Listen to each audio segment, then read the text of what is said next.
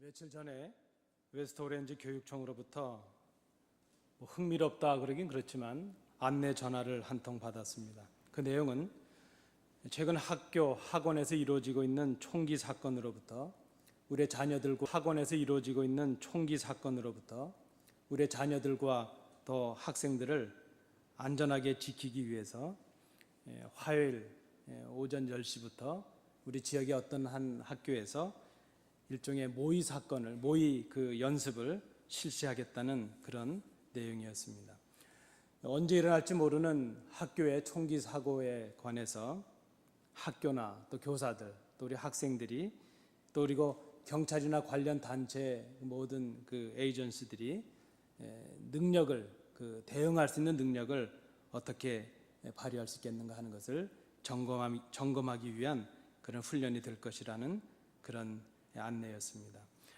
그 연습의 목적이 있다면 무엇보다도 그 우선순위에 우리의 자녀들, 우리 어린 학생들의 안전을 지켜야 되겠다 하는 것이 최우선의 목적이었다 생각이 됩니다. 얼마 전에 우리 가까이 있는 커네티컷이라는 곳에서 끔찍한 사건이 있었는데, 그런 사건들이 일어나게 될 때에 어떻게 하면 그것을 미리 잘 준비하고 대비할 수 있겠는가 하는 그 훈련의 일환이 될 것이라 했습니다. 혹 여러분 오늘 화요일 날 좀 사이렌 소리가 나고 좀 총 소리 같은 게 나도 걱정하지 말라는 그런 안내 전화였습니다. 우리가 자주 혹은 또는 이렇게 경험하는 대로 어린 학생들이나 혹은 우리 주위의 젊은이들이 당하는 죽음에 관해서 우리가 갖게 되는 충격은 참으로 크다 이렇게 말할 수 있을 것입니다. 그들의 어떤 그 죽음에 대해서 그 이유가 무엇일까? 우리가 이 젊은 사람들이 혹은 어린 자녀들이 이런 사고를 당하거나 어려움을 당하게 될 때에 우리가 당하는 그 충격이 큰 이유는, 그 중에 큰 이유는 우리가 그들의 죽음에 관해서 생각한 적이 없다는 것이죠. 다시 말씀을 드리자면 적어도 우리 노년들은 한 번쯤은 아니면 좀 자주 우리의 죽음에 관해서 생각을 하고 또 죽음을 위해서 어떤 준비를 할 것인가 하는 것을 생각해 보는 것이 사실입니다. 그러나 젊은 사람들은 또 어린 자녀들은 당사자들이나 혹은 그 주변에서나 죽음에 관해서 전혀 생각하지 않는다는 것이죠. 그래서 어떤 그 죽음이 아직 멀다고 생각하고 있었는데 전혀 내 인생 속에는 죽음은 없다고 생각하고 있는데 갑자기 그런 일이 닥치게 될 때에 그 당하는 충격이 너무나도 크다 하는 그 생각입니다. 호스피스 의사로 알려져 있는 카렌 와이어트라는 사람이 쓴 책 중에 일주일이 남았다면 이런 책이 있습니다. 그 책의 부제는 삶의 마지막 순간에 오는 것들, 이런 그 부제가 붙어 있는데, 만약에 우리에게 일주일이 남겨진다면, 우리가 일주일을 살 수 있다면 우리가 어떤 그 준비를 해야 될 것인가 하는 것을 이 책에서 다루고 있습니다. 특별히 하루아침에 시한부 인생이 되었다는 어떤 그 말기에 어떤 질병의 선고를 받은 평범하게 살아가던 사람들이 이제 그 마지막 남겨진 삶 동안에 자기의 생을 정리하면서 가장 절실하게 후회가 되었던 것들, 그리고 가장 절실하게 깨닫게 되었던 것들을 이 저자가 정리해서 다루고 있습니다. 그가 경험했던, 그리고 그가 다루었던 임종 환자들이 죽기 전에 했던 7가지 그 후회들이 이 책의 하나의 챕터들이 되어서 기록이 되고 있는데, 소개해드리면 다음과 같습니다. 첫째는 죽을 만큼 사랑해 볼 걸, 이런 후회를 하게 된다는 것이죠. 그리고 두 번째는 조금만 더 일찍 용서해 줄 걸. 세 번째는 걱정은 내려놓고 행복을 만끽할 걸. 네 번째는 마음을 열고 좀 더 포용할 걸. 다섯 번째는 한 번뿐인 인생 좀 더 열정적으로 살아볼 걸. 여섯 번째는 아둥바둥 말고 여유를 가지고 살아볼 걸. 그리고 마지막 7번째는 있는 그대로 감사할 걸. 여러분이 껄껄하면서 이 책의 후회로 끝나고 있는 것을 보게 됩니다. 그가 만났던 임종 환자들의 가장 많은 후회들이 이렇게 7가지로 정리가 되었습니다. 그 책의 대부분은, 특별히 임종 환자들의 경험 속에 나온 대부분은 후회로 남겨져 있는 것을 보게 됩니다. 근데 여러분, 그런 말이 있지 않습니까? 후회는 아무리 빨라도 늦은 것이다 하는 말이 있습니다. 그리스, 인도, 중국을 대표하는 뛰어난 철학자들이 모여서 대화를 한 적이 있답니다. 그런데 그 이야기의 주제는 사람이 나이가 들게 되면 가장 후회할 일이 무엇일까 하는 것을 그 주제로 대화를 했습니다. 먼저 그리스의 철학자가 이렇게 말을 했다고 합니다. 재산을 올바로 사용하지 못한 것이 가장 후회될 일입니다.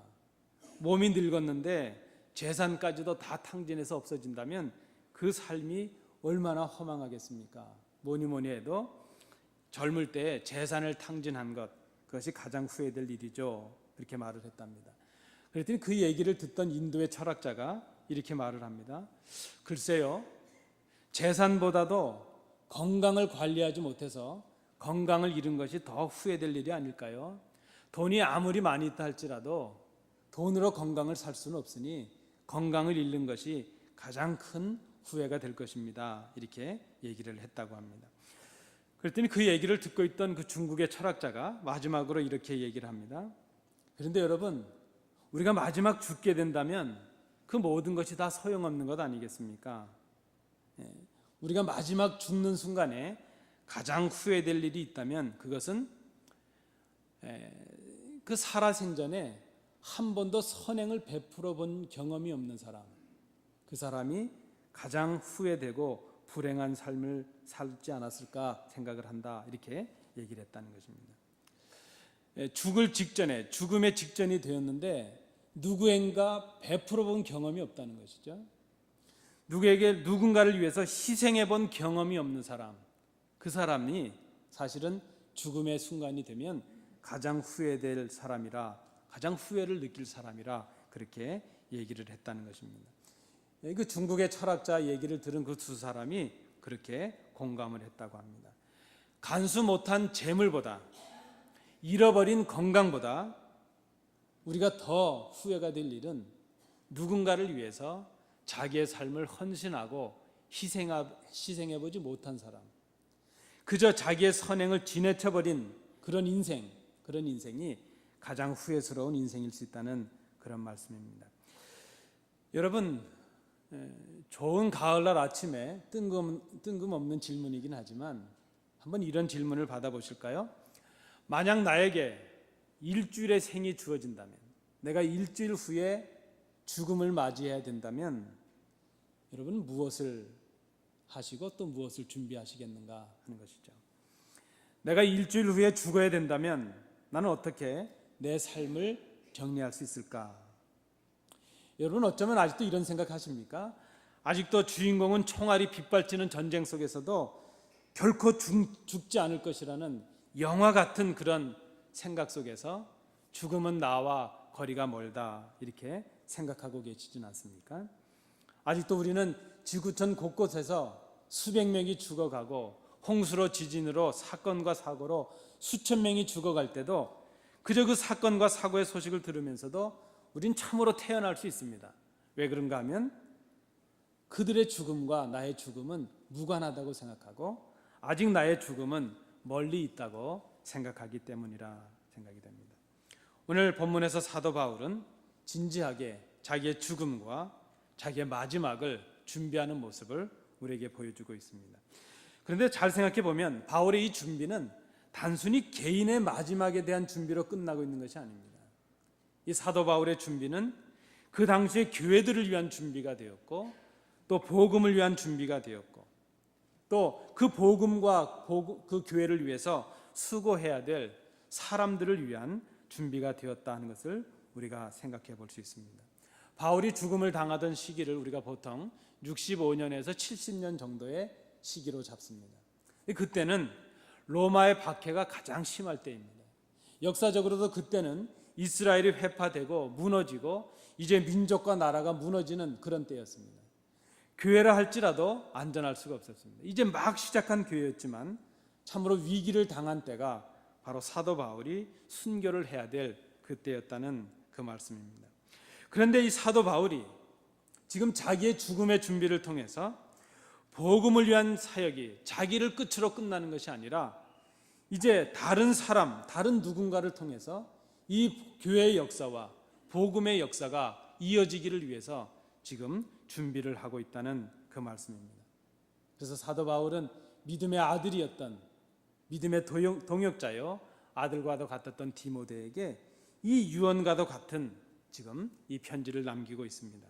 바울은 이 준비를 통해서 복음이, 그 바울이 지켰던 복음이 오늘날 우리에게도 이어지게 해 주었습니다. 그리고 우리가 함께 예배하는 이 교회가 지금 우리에게 이어질 수 있도록 바로 사도 바울의 준비를 통해서 복음을 지키고 교회를 지키는 그 준비를 사도 바울이 했다는 그 말씀입니다. 오늘 우리는 이 사도 바울의 말씀 앞에 서 있습니다. 그리고 우리도 지금 이 바울이 우리에게 주었던, 디모데에게 주었던 그 말씀을 우리가 지금 그 말씀을 듣게 될 것입니다. 그리고 우리가 생각해 볼 것입니다. 우리는 교회와 가정을 위해서, 우리는 복음을 위해서 어떤 유산을 남길 수 있을 것인가. 오늘 본문을 통해서 우리는 죽음을 앞두고, 순교를 앞두고 이제 하나님 앞에 교회를 위해서, 또 성도들 위해서 준비하는 노사도의 모습을 살피게 될 것입니다. 사도 바울이 첫 번째로 준비한 것이 있는데 그것이 무엇인가 하면 자기의 현실을 직시하는 것이었다, 이렇게 말할 수 있겠습니다. 그가 현실을 직시하고 현실을 바로 보고 깨달은 것이 있는데 그것이 무엇인가 하면 자기의 날이 얼마 남지 않았다 하는 것을 깨달았다는 것입니다. 6절 말씀을 보시기 바랍니다. 관제와 같이 벌써 내가 부음이 되고 나의 떠날 기약이 가까웠도다, 이렇게 고백합니다. 나의 생명을 희생의 제물로 드려야 될 시점이 다가왔구나 하는 그런 고백입니다. 로마의 박해가 점점 심해지고 있습니다. 많은 제자들과 성도들이 이미 순교의 피를 흘리고 있습니다.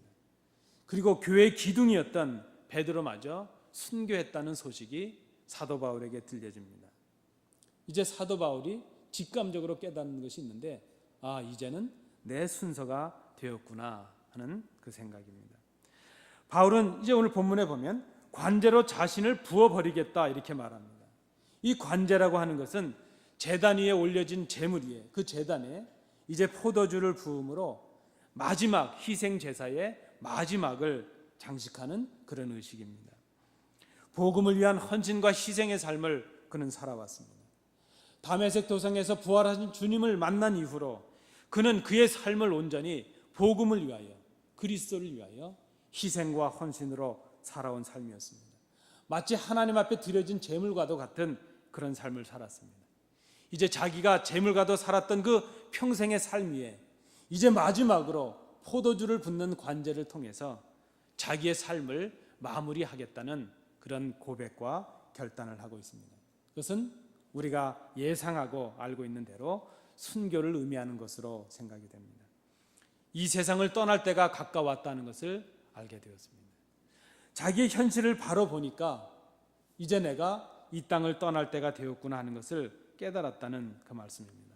오늘 본문에 이 떠난다는 말의 의미가 여러 가지로 풀어질 수 있는 말입니다. 그것은 첫째, 얽어매어진 것을 걷어낸다 하는 뜻이 있고, 이제 그동안 거하던 임시 장막을 걷어낸다 하는 뜻도 있습니다.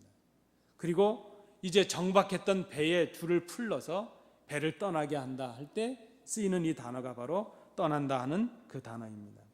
이제 그런 의미에서 이 떠난다는 말은 이제 자기가 이 땅에 거했던 모든 것들, 묶어 있었던 모든 것들, 이 땅에 매여 있던 모든 것들을 다 걷어내고 이제는 이 땅을 떠날 때가 왔다, 이렇게 고백하고 있는 것입니다.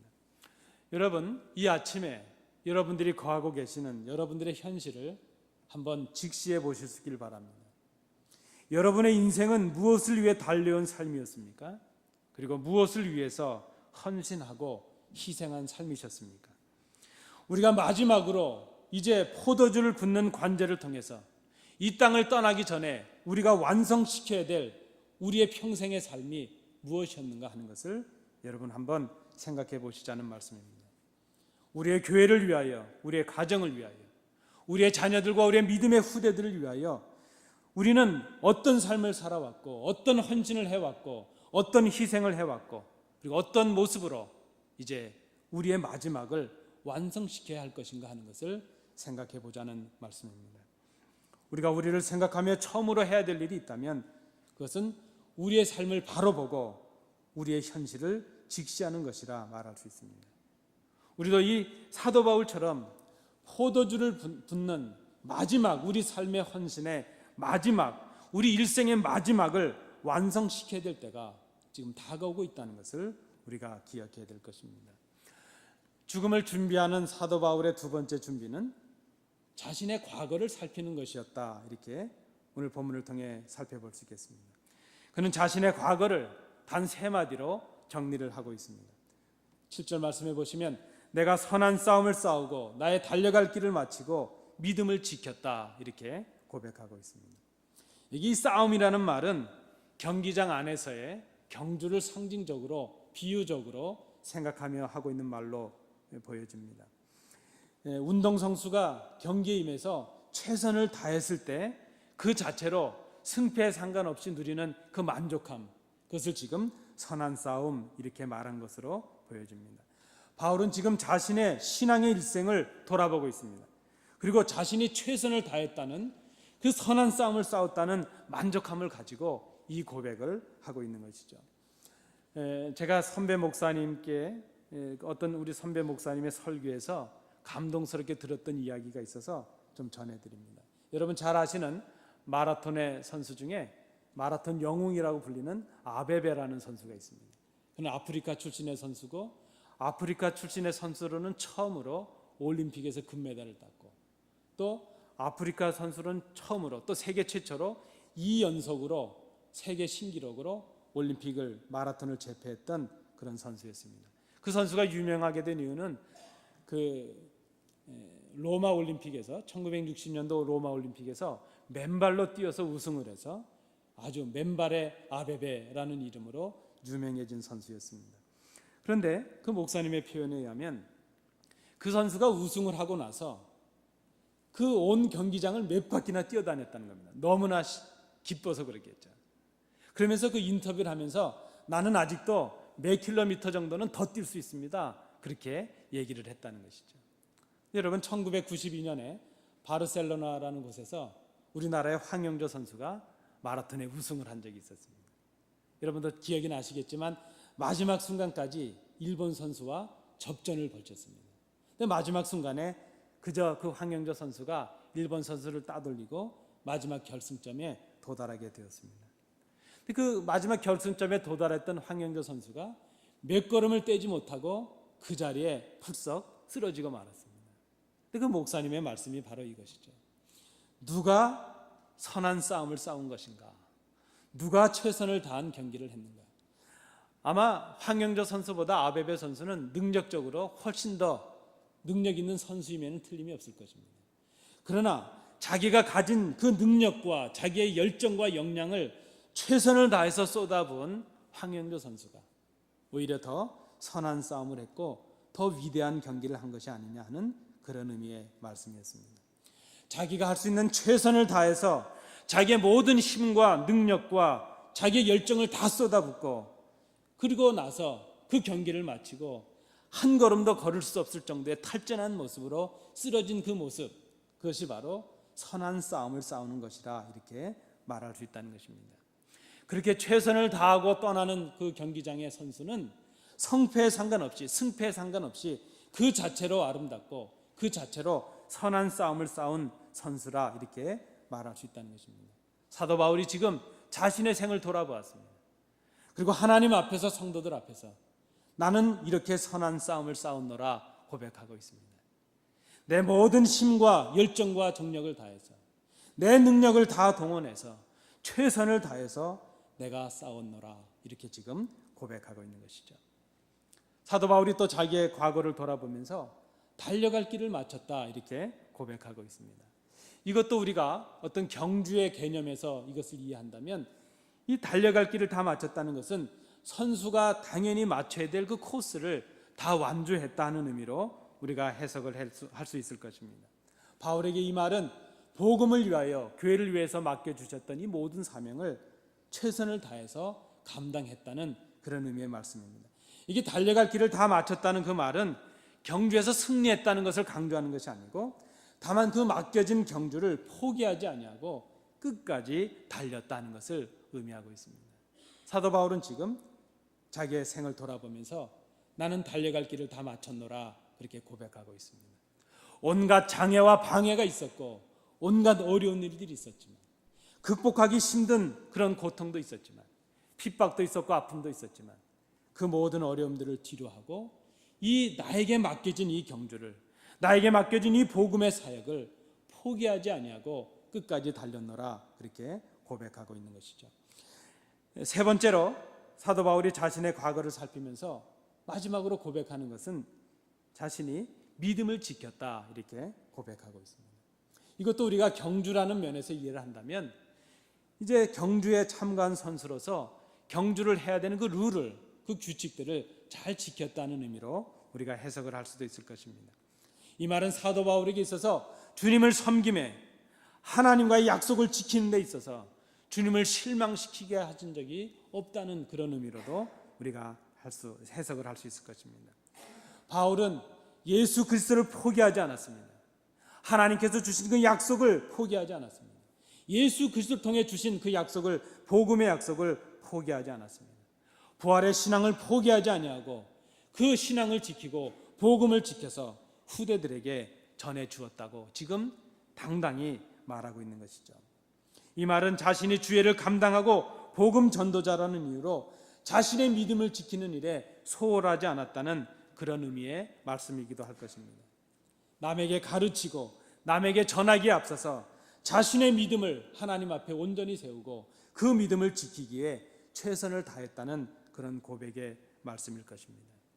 여러분, 사도 바울처럼 우리가 하나님 앞에서 우리의 죽음을 또 우리의 후대들을 위해서, 우리의 교회를 위해서 무엇인가를 준비한다면 두 번째로 우리가 할 일은 우리의 지난 날들을 돌아보는 것이라 생각이 됩니다. 여러분, 우리의 지난 과거의 시간들을 돌아보고 우리가 어떻게 정리하고 평가할 수 있겠습니까? 우리의 선한 싸움은 어떠했고 우리의 달려갈 길은 어떠했고 우리의 믿음은 어떻게 지켜지고 있는가 하는 것을 우리가 생각해 보는 것입니다. 우리도 곧 우리의 과거를 하나님 앞에서 이렇게 고백하고 또 정리하고 평가해야 될 때가 곧 임하게 될 것입니다. 마지막 세 번째로 죽음을 준비하는 바울의 세 번째 준비는 자기의 미래를 예견하고 소망하는 것이었다 이렇게 말할 수 있을 것입니다. 오늘 본문을 보니까 특별히 8절 말씀에 보면 그에게 남겨진 것은 의의 면류관 뿐이라 이렇게 말하고 있습니다. 지금 바울은 상급으로 주어질 면류관을 소망 중에 바라보고 있습니다. 어떤 의미에서 보면 그가 그렇게 선한 싸움을 싸울 수 있었던 것, 그렇게 달려갈 길을 달릴 수 있었던 것, 그리고 그렇게 믿음을 지킬 수 있었던 큰 이유가 바로 이 면류관에 있었다 이렇게도 볼 수 있을 것입니다. 이 면류관의 소망이 바울로 하여금 그런 헌신과 그런 희생과 그런 삶을 살아올 수 있도록 용기를 준 것이라 생각이 됩니다. 지금 사도 바울은 로마의 옥중에 있습니다. 로마의 법으로부터 죄인이라는 오명을 쓰고 있습니다. 그런데 그는 그 오명 속에서도 장차 우리 그리스도께서 자신을 의인이요 승리한 자라고 면류관을 허락해 주실 것을 소망 중에 바라보고 있습니다. 이 면류관이 자신뿐만이 아니라 오고 오는 세대에 믿음의 후대들이 받아야 될 하나님의 영원한 상급이라고 말씀하고 있습니다. 바울이 이렇게 자기의 현실을 직시하고 과거를 돌아보고 미래를 소망하는 이유가 있는데 그것이 바로 오늘 본문의 5절 말씀입니다. 오늘 이 말씀을 우리가 나누는 이유도 바로 5절을 상고하기 위함입니다. 바울은 디모데에게 이 5절의 말씀을 주기 위해서 장황하게 자기의 현실을 직시하고 자기의 과거를 돌아보고 자기의 미래를 소망하고 있습니다. 오늘 5절 말씀에 보면 바울이 지금 자신의 죽음을 준비하고 있습니다. 자신의 죽음이 개인을 위한 준비가 아니라 복음을 위한 준비요, 교회를 위한 준비요, 그 복음과 교회를 위해서 수고해야 될 일꾼을 세우기 위한 준비였다는 그런 말씀입니다. 바울이 순교를 앞두고 죽음을 준비하며 디모데에게 유언과도 같은 그 말씀을 남기는 이유가 바로 여기 있습니다. 오늘 이 아침에 우리가 들어야 될 말씀이라 생각됩니다. 오늘 5절 말씀을 중심으로 보시면 그 첫째는 모든 일에 근신하라 하는 것입니다. 마지막을 살아가는 성도 여러분, 모든 일에 근신하시는 여러분이 되시기 바랍니다. 이 근신이라는 말의 어원적인 의미는 수를 삼가하다 하는 뜻이 있습니다. 그리고 다른 의미로는 침착하다 하는 뜻이 있습니다. 말이나 행위를 자제하라는 의미로도 볼 수 있을 것이고, 자기의 감정이나 자기의 욕망을 제어하라, 자제하고 절제하라는 의미로도 우리가 해석을 할 수 있을 것입니다. 침착하고 자제력이 있는 것, 그것이 바로 마지막을 살아가는 복음을 맡은 자들이 살아야 될 근신의 삶이라 말할 수 있을 것입니다. 두 번째는 고난을 받으라 하는 것입니다. 이것이 복음을 위하여 사람들로 받을 수 있는 고난이라 할지라도 십자가를 위하여, 복음을 위하여 받게 되는 고난을 달게 받으라는 그런 말씀입니다. 여러분, 우리의 신앙은 희생이 따를 수 있고 고난이 따를 수 있습니다. 복음의 일은 십자가 없이는 감당할 수 없는 것입니다. 십자가 없는 영광은 우리에게 있을 수 없습니다. 분명 십자가는 고난임에 틀림이 없습니다. 그러나 그 십자가의 고난을 달게 질 때에 하나님의 역사가 우리 가운데 일어나게 될 것입니다.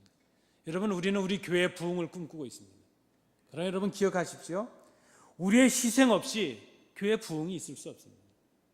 교회를 위하여 눈물을 쏟고 우리의 물질을 쏟고 우리의 온 정열을 쏟고 우리의 모든 능력을 쏟을 때에 그 십자가의 고난 뒤에 우리 교회에 부흥의 역사가 있다는 것을 우리가 기억해야 될 것입니다. 세 번째 권면의 말씀은 전도인의 일을 하라 하는 권면의 말씀입니다. 이 땅에 교회가 존재해야 될 이유가 있다면 복음을 전하기 위함 아니겠습니까? 우리가 주의 자녀가 되고 이제 제자가 된 이유도 있다면 바로 복음을 전하기 위함이라는 것을 우리는 기억해야 될 것입니다. 우리 모두는 복음을 위한 전도자입니다. 이 모든 직무를 다하라, 이렇게 권면하고 있습니다. 오늘 사도 바울이 말한 이 직무라는 말이 디아코노스라는 말이 쓰였는데, 이 디아코노스라는 말이 바로 집사를 의미하기도 합니다. 봉사라는 의미죠. 봉사를 위한 직분, 교회를 위한 직분, 복음을 위한 직분, 성도들을 위한 이 직분, 이 모든 직분에 최선을 다하라는 그런 말씀입니다. 끝까지 포기하지 말고 완성하라는 의미의 말씀인 줄로 압니다. 이 권면을 사도 바울이 오늘 디모데에게 주고 있습니다. 모든 일에 근신하고 고난을 받으며 전도인의 일을 하며 맡겨진 봉사의 일을 다 감당하라. 이것이 복음을 이어가게 하는 것이요, 교회를 지켜가게 하는 것이요, 이것이 바로 교회의 일꾼들을 새롭게 세우는 것이 될 수 있기 때문입니다. 왜 그렇습니까? 오늘 읽지는 않았지만 1절부터 4절까지의 말씀에 보면 때가 이르렀기 때문이라는 것이죠. 지금은 여러분이 어떻게 생각하실지 몰라도 지금은 분명히 신앙의 위기 때입니다. 교회의 위기 때입니다. 어쩌면 사도 바울이 거했던 그 박해가 있었던 시대보다 온갖 신앙의 자유가 주어진 이 때가 어쩌면 우리에게 더 신앙의 위기의 때요, 교회의 위기의 때일 수 있다는 것을 우리가 기억해야 될 것입니다. 오늘 본문에 보면 사람들이 바른 교훈을 받기를 싫어한다고 말했습니다. 자기들의 귀를 만족시키기 위해서 마음에 맞는 교사들을 끌어들이는 때가 바로 이 때가 되었습니다. 진리를 듣기보다는 허탄한 이야기에 마음들을 빼앗기는 때가 바로 지금이 되었다는 말씀입니다. 그래서 지금 권면하고 있습니다. 근신하고 십자가의 고난을 감당하고 그리고 전도인의 일을 감당하여 이 직무를 감당하라 하는 것입니다. 사도 바울이라는 초대교회 신앙의 버팀목이 이제 교회를 이 땅을 떠나가려 하고 있습니다. 그의 생은 평생이 복음을 위한 생이었고 주님을 위한 생이었습니다. 우리가 성경을 통해 보면 사람들이 그렇게 의지했던 신앙의 거목들이 다 그 땅을 떠나고 말았습니다. 모세도 그랬고, 여러분이 아는 사무엘도 그랬고, 다니엘도 그랬고, 이제 신약에 나타나는 그 누구들도 한 번 왔다가 떠나는 이 길에 예외는 없었습니다. 사도 바울도 지금 초대교회의 기둥이었지만 그는 이 땅을 떠나가야 되는 순간을 맞이하고 있습니다. 그의 생은 평생 복음을 위한 생이었고 주님을 위한 생이었습니다. 그러나 그는 이제 세상을 떠나서 주님의 곁으로 가야 될 때가 되었습니다. 그러나 사도 바울이 지금 기억하고 있습니다. 비록 나는 떠나지만 복음은 계속되어야 된다는 것을 그가 알고 있습니다. 비록 나는 떠나지만 이 땅에 세워진 교회의 역사는 계속 이어져야 된다는 것을 그가 깨닫고 있습니다.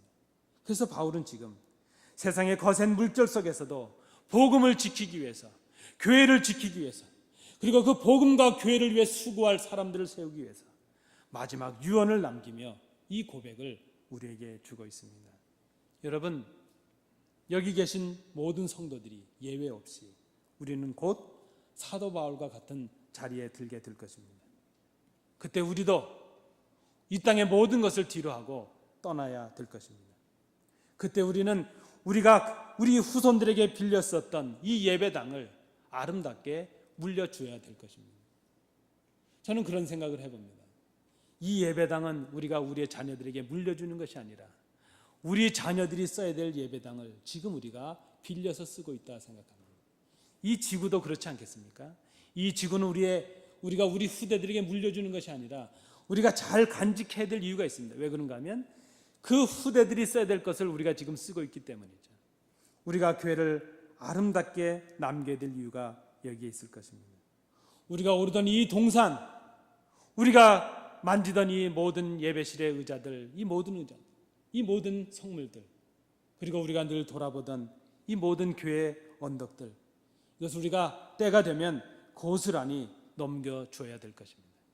우리는 이 땅을 떠나지만 이 교회는 남겨질 것이요, 우리는 이 땅을 떠나 주님의 품으로 가지만 주의 복음은 이 땅에 남겨져서 우리 후대들을 살찌게 하고 후대들을 인도해야 될 것이기 때문입니다.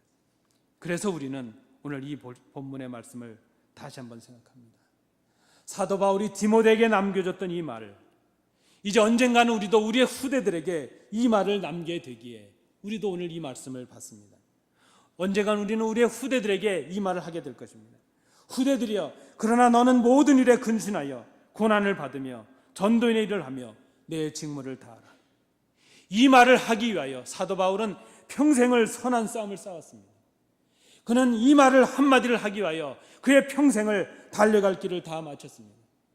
그리고 이 한마디의 말을 하기 위하여 그는 하나님 앞에 믿음을 지키는 삶을 살았습니다.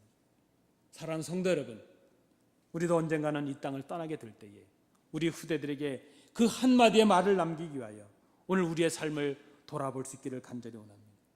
그리고 우리가 정직하게 우리의 삶을 돌아보고 직시하고 평가해야 될 것입니다. 우리 후배들에게 이 말을 남기기 위하여 우리가 선한 싸움을 싸고 있는지, 우리가 지금 달려갈 길을 마치고 있는지, 우리가 지금 하나님 앞에서 우리의 믿음을 지키고 있는지, 우리의 현실과 우리의 과거와 우리의 미래를 돌아보고 정직하게 고백해야 될 것입니다. 이것은 정직하게 고백해야 될 것입니다. 이것은 우리의 오늘의 삶을 헌신과 희생의 삶으로 살자는 말씀입니다. 그리고 우리의 믿음과 봉사의 삶 위에 마지막 포도주를 붓는 그 관제를 행하자는 그 말씀입니다. 지금까지 우리가 어떤 삶을 살아왔든지 이제 마지막을 잘 장식하는 지혜로운 성도가 되자는 권면의 말씀입니다. 이 희생의, 이 헌신의 부어짐 없이 어떻게 교회의 역사가 이어지고, 어떻게 복음의 역사가 이어지고, 어떻게 안디옥의 교회가 역사가 이루어질 수 있겠는가 하는 것을 우리가 깊이 생각해야 될 것입니다. 여러분, 지금 우리가 쉽게 누리고 있는 이 교회의 아름다움은 우리를 위하여 쏟았던 우리 선배들의 눈물이요 땀이요 피인 것을 우리가 기억해야 될 것입니다. 선배들의 부어짐의 그 인생 속에 지금 우리가 이 열매를 거두고 있습니다. 언젠가 지금 우리의 이 부어짐의 역사를 통하여, 우리의 헌신과 희생을 통하여 우리의 후대들이 이 교회에서 아름다운 신앙의 열매들을 맛보게 될 줄로 소망합니다. 주님께서 친히 육신을 입으시고 이 땅에 오셨습니다. 그리고 그 사역도 부족하셔서 십자가의 죽으심으로 당신 자신을 우리에게 부어주셨습니다. 주님의 가신 그 십자가의 길을 따라가는 것이 바로 우리가 지금 살아야 될 부어지는 인생이라 말할 수 있을 것입니다. 우리가 살아야 될 남은 인생이 있다면 이제 우리의 삶에, 우리의 헌신에, 우리의 봉사에 마무리를 지어야 되는 부어지는 인생이라 말할 수 있습니다. 교회를 위하여, 우리의 가정을 위하여, 복음을 위하여, 우리 믿음의 후대들을 위하여 우리의 제사를 마무리 짓는 관제로 부어야 될 것입니다. 사도 바울은 오늘 이 말씀을 디모데에게 유언으로 주고 있습니다. 사랑하는 성도 여러분, 저도 이 말씀을 여러분들에게 유언처럼 드리고 싶습니다. 우리의 합리를 장담할 수 없습니다. 제가 우리 교회에서 얼마나 더 많은 설교를 할지 저도 장담하지 못하겠습니다. 하나님이 언제 부르실지 저도 모르겠습니다. 그러나 우리의 생이 남겨져 있다면 우리의 헌신과 우리의 삶 위에 최선을 다한 선한 싸움 위에 마지막에 헌신을, 그 포도주를 붓는 부어짐의 헌신을 통하여 우리 후대들에게